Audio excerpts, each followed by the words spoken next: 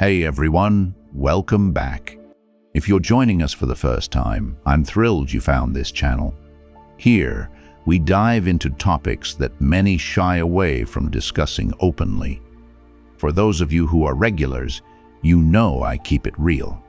I share what women genuinely think, feel, and how they react, even if it's not what men may wish to hear. So settle in. This is going to be enlightening, bland. Let's get right into something that might make you squirm a bit.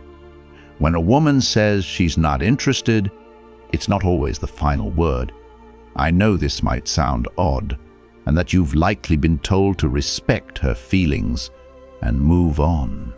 Yes, respecting boundaries is crucial, but there's more to it. A woman's feelings aren't always fully formed at first glance. Unlike men, women's attraction can take time to develop, influenced by what a man does, says, and, most importantly, how he makes her feel as time passes. Bind. Here's a key insight most men miss about women. Our attraction isn't a fixed point. Our emotions are fluid, and our perceptions can shift. A man's demeanor, the energy he brings into a space, and how he treats himself and others can dramatically alter a woman's impression of him, even if her initial reaction was neutral or indifferent. I've seen this firsthand and will explain precisely why this happens and what sparks that change in a woman's mind. This topic is vital because many men approach it incorrectly. They either pursue too aggressively, appearing desperate, or they give up too soon, walking away from what could blossom into something truly meaningful. Both tactics completely miss the mark. Today, I'll guide you through what actually resonates with women, what makes a man transition from someone we barely notice to someone we can't get out of our minds. This isn't theoretical. This is a woman sharing the truth about women. By the end of this video, you'll view attraction and relationships in a whole new light. First off, we notice everything. You just might not realize what we're looking at. Let me share something most women won't directly explain to men. We're always observing. But what captures our attention isn't what you might think. Many men believe that when a woman sizes them up, she's focused on the obvious: clothes, cars, looks, or social status. Sure, those aspects register, but they're far from the top of our list when it comes to what truly captures our interest. And what we're really watching goes much deeper right from the start. We observe how a man carries himself when he thinks no one is watching. We notice how he treats the waiter at a restaurant, how he reacts when faced with setbacks, and whether his confidence remains steady or only appears when he's trying to impress. We pay attention to how he interacts with friends, whether he listens or just waits for his turn to speak, and if he's comfortable in his skin or constantly seeking validation. All of this is absorbed quietly and continuously, long before we make any decisions about how we feel. Men who are unaware of this often divert their energy into the wrong things, wondering why their efforts fall flat. I remember a man who frequented the same coffee shop every morning. He wasn't the most traditionally attractive guy. He didn't flaunt wealth or attempt to spark conversations. Yet, he would greet the staff by name and immerse himself in his work with a calm, focused energy that was hard to miss. One day, he and a woman reached for the same book on a shelf, leading to a conversation. Within minutes, she realized she had subconsciously formed an impression of him over weeks. His consistency, warmth, and quiet purpose had captured her attention.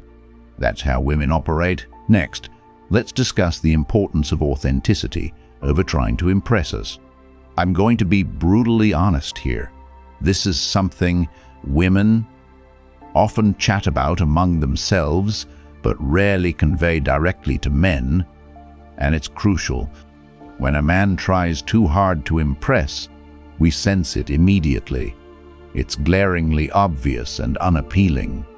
There's a particular energy that radiates from someone who's performing rather than simply being themselves, and women are incredibly attuned to it.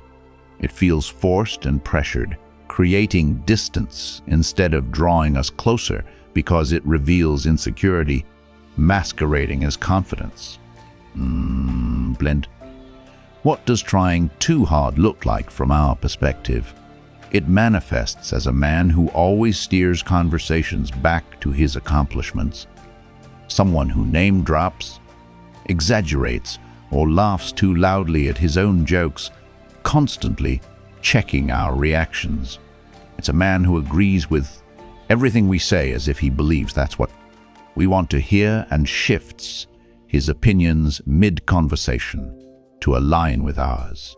This focus on making a great impression often overshadows genuine connection. And here's the harsh truth. This behavior has the opposite effect of what's intended. Instead of elevating our perception of you, it leads us to question whether there's anything real beneath the facade. What we genuinely desire is presence, authentic, unhurried presence.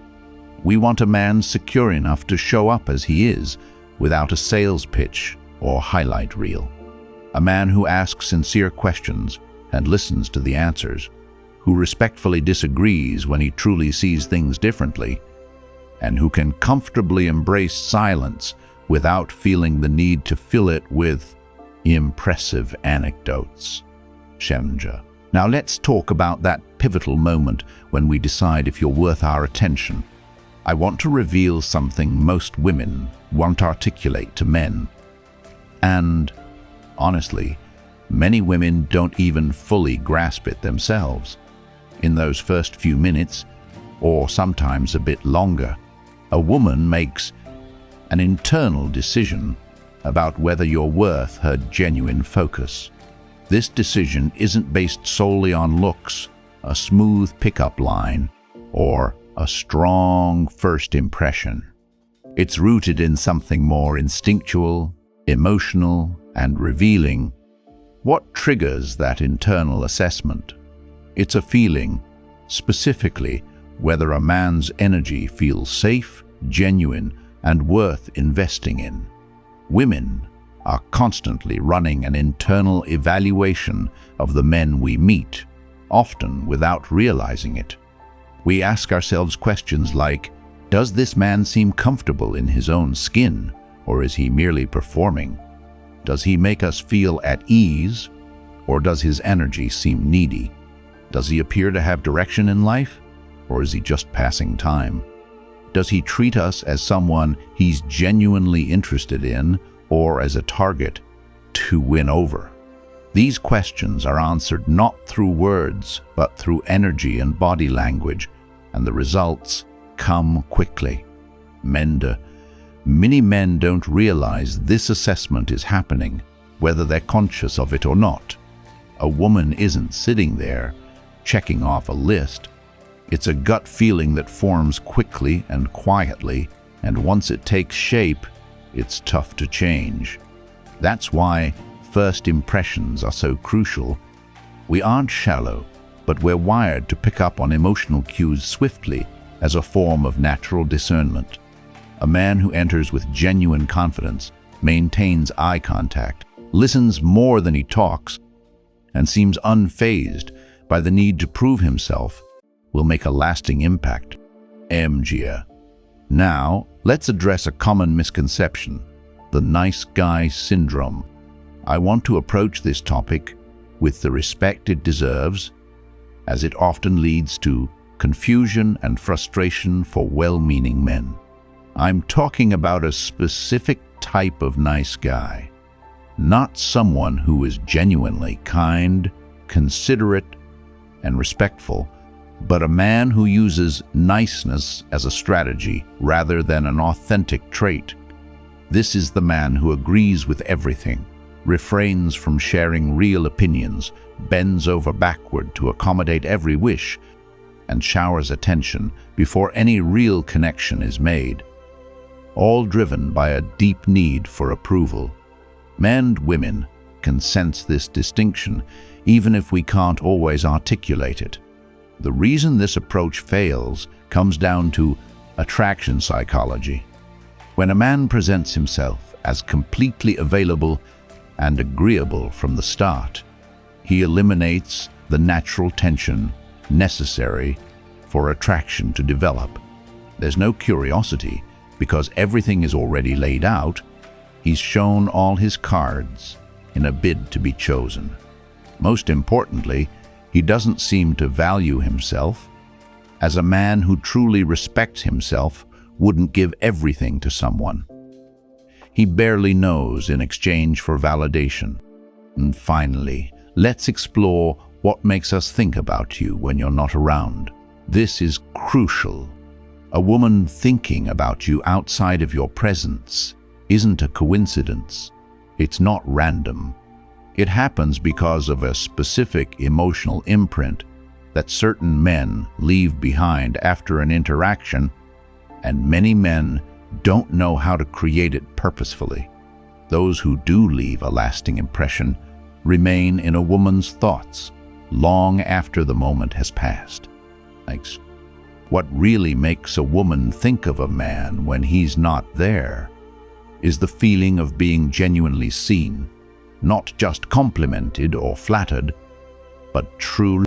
There's a world of difference between a man telling a woman she's beautiful and one who notices specific, authentic aspects of who she is and reflects them back in a meaningful way.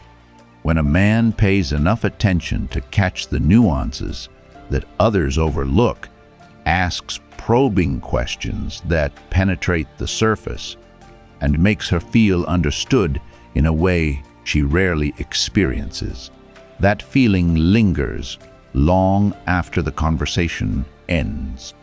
For instance, a woman once went on a date where the man paused during a seemingly mundane chat to reflect on something he had absorbed from her earlier words.